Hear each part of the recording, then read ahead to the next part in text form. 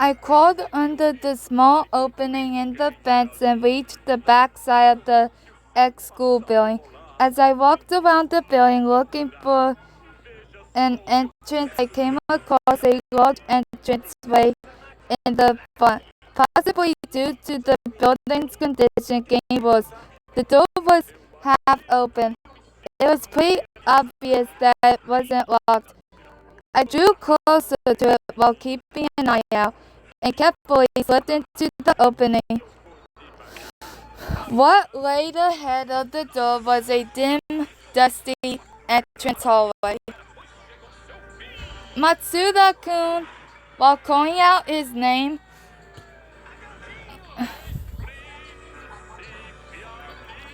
I continued to proceed down the entrance hall. What noises could be heard coming from my shoes, absorbing the moisture at my feet.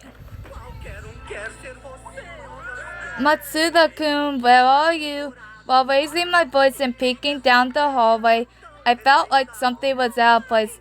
Isn't it too dark? Even more so than the entrance hall, the hallway ahead of me seemed to be enveloped by some unnatural darkness. It was as if not even one ray of light could shine through it. But it should have still been afternoon, no matter how much it rains. There should have been some sign of the sun's light coming through the window. Snap! A strange sound rang out in the darkness. What? It wasn't just once. Like a chain reaction, those sounds began to continuously multiply.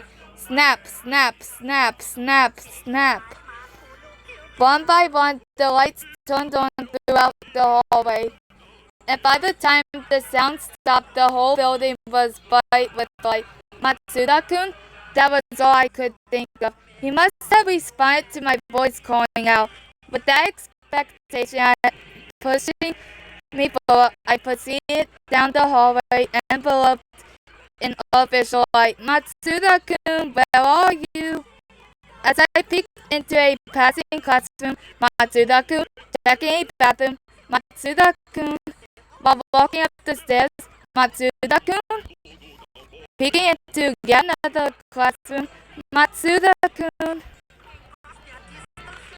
checking a bathroom, Matsuda-kun, while walking up the stairs, Matsuda-kun, while continuing to go through those actions, I eventually ended up at the highest floor. Even there, while calling out, "Hey, Matsuda-kun!" and going through the hallways, bathrooms, and classrooms, I couldn't catch sight of him anywhere. Getting tired, I decided to catch a quick breath. Then once again, that thought came into mind. So the ex-school building was something like this. As I walked around the building looking for Matsuda-kun, the atmosphere didn't really give the impression that it was anything like a school. First of all, there weren't any windows here. From the first floor all the way to the highest floor, the windows in all the hallways and classrooms were boarded up with thick wooden planks, appearing to be the cause of the unnatural darkness. Furthermore, all the hallways and classrooms had seemingly nonsense, disgusting pieces of artwork with bad taste scattered everywhere. As a result, any trace of the building being a school was lost. It was unthinkable that this building was in this state, even from when it was being used. But if that was the case, then someone, for some reason, definitely had to have planned this. But who and why? Ah, you must be pretty surprised, huh? Yeah, with no warning whatsoever, a voice came out from behind me, and without thinking, I jumped up. In a panic, I turned around and, there wasn't anyone there. Well, that's to be expected. Even I was surprised by all of this. Even so, I could still hear that voice. Once again, I looked around my surroundings, and as I thought, I couldn't detect any human figure. Hey, Oni-chan, where are you looking? I'm right here, you know. The voice was coming from in front of me, coming right from the hallway. Yes, I'm right here. Wincing due to the exceedingly strange turn of events, I focused my conscience towards the direction where the voice was coming from. As I continued to stare, a young voice figure began to blow up. A child? Oh, I guess you forgot about me once again. The boy, looking to be fed up, put his hands onto himself. I'm Yuto Kamishiro, class 77, super high school level spy. I immediately opened up the Ryoko Otonashi notebook and was able to remember before that annoying itching bothered my head. Oh, Kamishiro-kun. Geez, how many times have I introduced myself by now? This please. Kamishiro-kun puffed out his cheeks. Wait, why are you in a place like this? That's what I was going to say. While laying the hair out from puffing his cheeks, he spoke. Actually, how did you get in here? Weren't there a good amount of security guards wandering around the area? It's nothing for someone with no presence like myself. But I would think it would be impossible for an average person like you to get past all those guards. I was at a loss for words. There's no way he would believe me if I said that the security guards just let me through. It just kinda happened. As a result, that was the only explanation I could think of. You forgot how you got in here? Oh well, guess there's no choice. But it seems like he accepted it one way or the other. Well, there's nothing I can do if you already got here. Kamishiro-kun then began boastfully talking about how he got into the school. From the results of various espionage activities, he caught wind of the secrets connecting the ex-school building and the series of incidents occurring, and then sneaked into the building itself. Not much earlier from when I reached it appeared. By the way, it appeared that it was also Kamishiro who found the breaker to the electricity and turned on all the lights. But it's pretty impressive that you were able to find the breaker when it was so dark. I guess the night vision scope by using my hobbies was pretty helpful. Scared, I decided not to ask about what exactly those hobbies would be. Well, when I think about it, meeting you here was some good timing. After all, if you, my client, weren't here, the resolution phase won't be able to start. Huh? Resolution phase? Kamishiro-kun then took out a pastry and with a huge bite stuffed in his cheeks and spoke in a proud manner. Basically, I already got the full picture of this story down. The next step is to take care of things in a spy-like manner and prevent it from happening, and that'll be another case complete. I see. And isn't that reaction a bit too weak? Kamishiro-kun proceeded to then ridiculously overreact. But a weak reaction was to be expected. After all, things like the case of the resolution phase didn't matter to me at all. More importantly, Matsuda-kun. I need to meet Matsuda-kun. It'll be alright. Yasuki Matsuda should be heading over here soon. Huh? You were probably worrying about Yasuki Matsuda, right? While suppressing his laughter, he shoved the rest of the bread into his mouth and immediately started off in another direction. Alright, let's go. We'll talk while walking. and go as in where? Come on, if you don't hurry, I'll leave you behind. Kemi Shio-kun then rhythmically down the stairs while I hurriedly followed after. Hey, wait. You know where Matsuda-kun is? Ahahaha. Already going off about him. You sure are impatient, Oni-chan. Well, I don't really dislike that part of you, however. You know, it's pretty common in American movies. Those scenes where they start stripping down while roughly getting it on. That kind of impatience really turns me on. Hey, stop screwing around. You're the one screwing around, aren't you? Without thinking, my whole body froze when Kamishiro-kun turned around and looked at me. It was because the look on his face was unexpectedly dangerous and ruthless. Matsuda-kun, man, you sure are persistent. Just be quiet and listen to what I have to say for now. Without any word of confirmation, Kamishiro-kun's words engaged put pressure on me, and he then returned to seemingly bouncing down the stairs. After leaping towards the end of the flight, he once again turned back towards me and, "What's wrong, Oni-chan? Hurry up!" His face already returned to that innocent smile. "Come on, hurry up!" All right." Confused, I walked down the stairs. After rejoining Kamishiro-kun at the end of the stairs, we continued side by side down the next flight. Okay, let's start with Hope's Peak Academy's worst incident. It seemed that his resolution phase or whatever has already begun. I think you already got the gist of it, but Hope's Peak Academy's worst incident occurred somewhere in this ex-school building. That's right, everything started right here. Connecting everything in one go, that seemed to be the detective-style way of the resolution phase. It was certainly the worst incident. The worst incident that has occurred in Hope's Peak Academy. After all, 13 members of the student council composed of the elite were murdered, but there were two people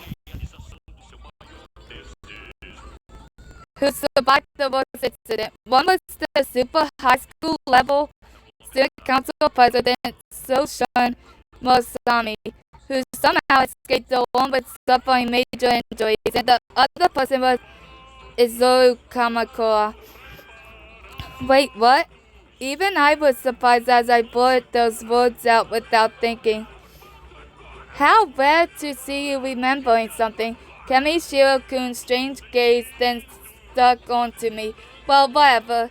He soon moved on and began explaining once again. Izuru Kamakura was hiding something. The fact that he was an individual amazing enough to be called Super High School Level Hope. Kamakura was researched on by Hope's Peak Academy. They raised him. He was the result of their collective effort. Every talent and ability was forced into his body that was of the super high school level class. He was truly Hope's Peak Academy's hope. That's why the school hid the existence of that secret to the point where no student knew anything about Izuru Kamakura.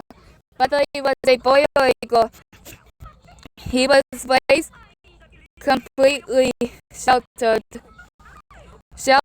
upbringing, living completely closed off from the world. I was the same as him. I was shocked, but it sounded almost exactly like myself. But that Kamakura guy caused a ridiculous incident to occur. Kamishiro-kun's tone then seemed to become more serious. Kamakura, of all things, caused that bizarre mass murder to occur within the school. It really was the worst. After all, the person who was praised to be super high school level hope more than anyone else caused such a despair-inducing incident to occur. If it wasn't the worst, then I don't know what it is. That was the reason why it was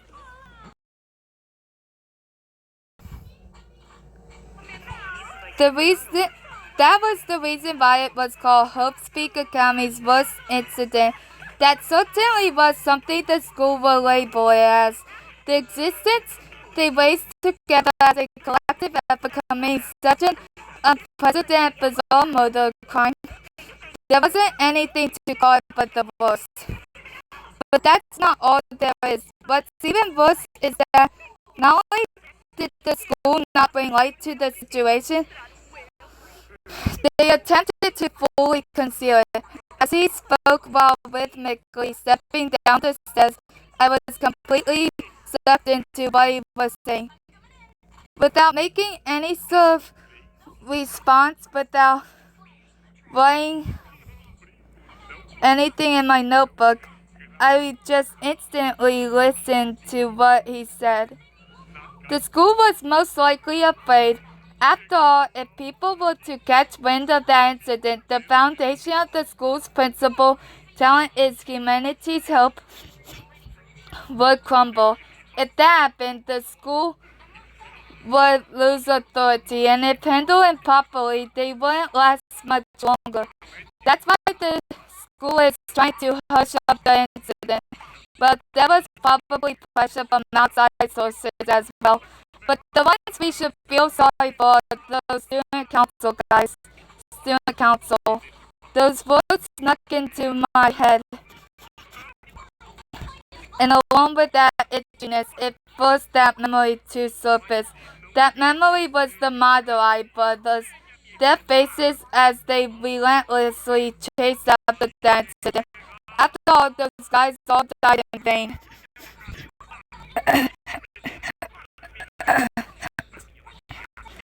It really is awful.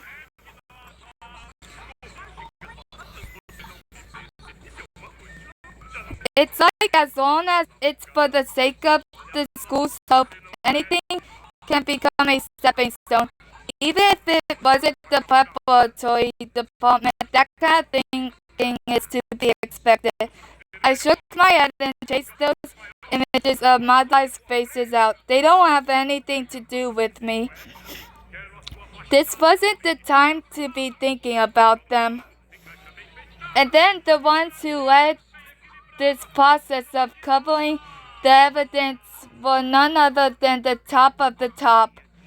The committee board members themselves. They hid the fact that Izuru Kamakura was not just a survivor but the perpetrator of the entire incident. And that's where this ex-school billing comes in.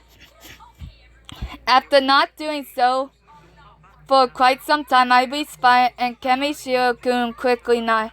Either way, there's no reason to ignore the place where the incident occurred. Might as well check it out while we're here carefully snooping around, right? While descending from the second floor stairs to the first floor stairs, Kamishiro-kun continued going on indifferently. But what really was a miscalculation on the school side was while they were moving along, assuming they covered up the incident, there was still another troublesome individual that hadn't been dealt with. Junko Enoshima. The moment I spoke those words, we reached the first floor. Over here, come with me. Without a moment of hesitation, Kamishiro-kun continued to walk forward. The first person to discover the truth of that incident was Junko Enoshima. Then by dragging out Izuru Kamakura, she aimed to overthrow Hope's Peak Academy. While continuing to walk, both Kamishiro-kun's destination and resolution face seemed to be reaching the core. What happened afterwards was completely aligned with her plan. The disappearance of the committee board old man shows that was definitely her doing. She probably kidnapped them and forced Izuru Kamakura's whereabouts from them to brute force. But Junko Enoshima really is someone to fear. Jeez, and just how is she super high school level fashion girl? Hearing Kamishiro-kun's words, that itchiness brought up a flashback my memories were receiving. This time it was that concrete room with those island boards. Those corpses of the old men whose eyes were hideously sewn together were there. Oni-chan, what are you doing just spacing out like that? Over here, over here. Kamishiro-kun was always standing far away, calling out towards me, and I responded, "Oh, sorry." I jogged over to where Kamishiro-kun was standing. He stopped at the very end of the first floor hallway. There was nothing in front of him but walls. It should probably be around here. What should be here? Ah, it's this. Raising his voice, he pointed towards a small opening in the wall. I borrowed this from the security guards outside, but while speaking, he pulled out a long rod-like object from his pocket. It looked like some kind of key. Kamishiro-kun then inserted that key into the wall. A clink could be heard coming from his small hand. Jackpot! I was thinking it could have been this. I investigated like crazy all over this place, but there weren't any other suspicious areas. Sounding very proud of himself, Kamishiro-kun turned the key. Along with the sound of rumbling, the door slid open like one of those automated doors. Past that door led simply a straight, long, and narrow passageway. An imposing double door could be seen standing at the end. What is this place? I said it earlier, didn't I? This is where Zoro Kakura is hidden. Kamishiro-kun sounded extremely excited. Matsuda-kun is here too. He could be away here. He could be on his way. Either way, Yasuki Matsuda will definitely show up. Kamishiro-kun then proceeded to step foot into the passageway, and I followed suit. Our steps sway about in the cool, dim passageway as we walked straight forward towards the back. My lips were getting dry, and I constantly felt the need to lick them. When we finally reached the end, we stopped for the time being. Without saying anything, Kamishiro-kun put his hand on the door. Imitating his process, I did the same, and I saw that he was taking a deep breath. It seemed that even he was a bit nervous. We then exerted pressure at the same time, and the doors opened with an exaggerated groan. Past the door laid about 15 square meters of nothingness that spread out, with the ceiling and pillars all being completely bare. It was truly a dreary and tasteless room. Oni-chan, over there! Kamishiro-kun was pointing toward the corner of the room. There stood a simple elevator one would see in a factory of some sorts. That must be it. Immediately after he spoke, Kamishiro-kun energetically went straight towards the elevator. While I stood in hesitation, he manually pulled open the doors to the elevator and shouted out, "Come on, hurry up! You want to meet Yasuka Matsuda, right? Matsuda-kun." Those words pumped me up. That's right. The only reason I came to this dangerous place was for Matsuda-kun. I'm sure everything will get resolved if I can meet Matsuda-kun. This nightmare in my brain, everything will be exceptionally resolved into a happy ending waiting for me. That's why I have to go. Determined, I went straight towards the elevator and jumped on with that momentum. The moment I got on, my legs began to tremble, and I knew I regret it. I'm sure this elevator was made with the sole purpose to hide Kamakura. Man, they really were exceptionally careful. Here we go. Sounding quite amazed, he then took out the control panel from the floor and put his hands on it. There were but only two buttons, floor 1 and floor B. Kamishiro-kun then pressed floor B without any hesitation. A ridiculously loud sound could be heard from the motor, and the floor began to heavily tremble. After I continued to tremble from uneasiness, the elevator began to steadily descend. Heh, exciting, isn't it? Immediately, Kamishiro-kun began to raise his voice into a cheer. It looks like you really are enjoying this, aren't you afraid? Of course I'm afraid, Kamishiro-kun responded with a smile on his face. To be honest, I'm actually terrified to the point where I want to run away. Man, it's the first time I've ever felt like this. I can't believe someone like me is being scared over this, but that's why this is so fun. After all, if I can overcome this fear, I'll develop even further as a spy. That's why I won't run away. For the sake of powering up as a spy, I won't run away. Then a simple question floated into my head. Hey, Kamishiro-kun, why am I so persistent about my talent? That's a silly question, Oni-chan. He anticipated my question and responded, it's the same thing as asking a swimmer, why are you still swimming if it hurts so much? It's only natural to be so fixated on it. After all, that's all I have. While talking, Kamishiro-kun raised his hands up as far as he could. Oh, Oni-chan, you should stretch out your body as well to prepare for the unexpected, you know. Come on, puff out that chest. I'll pass. Ahaha. I thought you'd say that. After smiling with that innocent face, he returned to that serious look of his.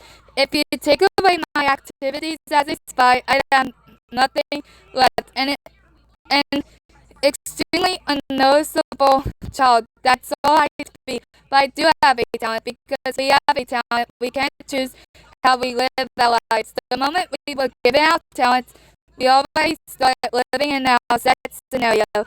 Why one-sided lifestyle, huh? Because you have a talent, you are assigned a predestined fate to struggle with. If that's called a one-sided life, that probably is an accurate definition.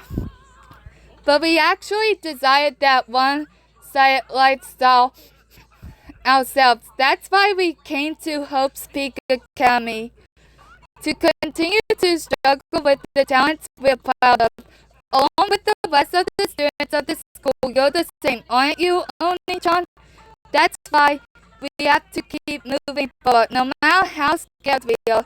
This isn't some cheap line like believe in yourself. This is our duty. If we went away, that'd be like rejecting our very existence. That's why we have to continue to struggle. Honestly, more than anyone else, my very being that continued to doubt myself couldn't understand Kamishiro-kun's feelings at all. After all, if I was scared, I could just run away. It doesn't have anything to do with me. Oh, but I'm not just scared, you know. Kamishiro-kun appeared to be justifying himself. Well, it's true that I'm scared, but I'm just as excited, however. Izuru Kamakura, Junko and Oshima, the elites of the of the student council, Yasuki Matsuda, and the committee board, the chance to resolve the chaos that intertwines all of them. I'm sure if I'd be able to solve everything, my name would be carved into Hope's Peak Academy's history. The legendary spy who rescued the super high school level Hope, Yuto Kamishiro, and rescued. Without thinking, I responded, even though I've been listening all this time without a word, but that's why I was so interested in the wording.